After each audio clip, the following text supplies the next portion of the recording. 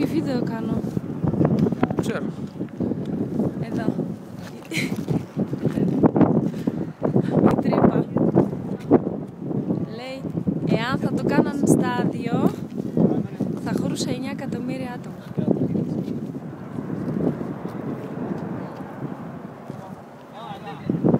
Εδώ είναι visitor center.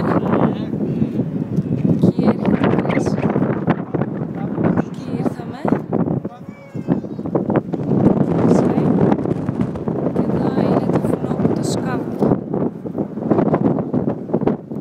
Το σκάβουν από 1840. Ωραία φορτηγάκια.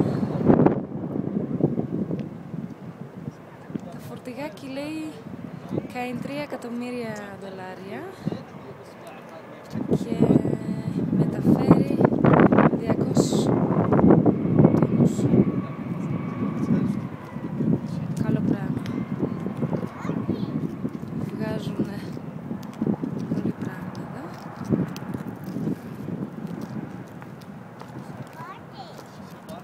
Η εταιρεία είναι αγγλικών συμφερόντων.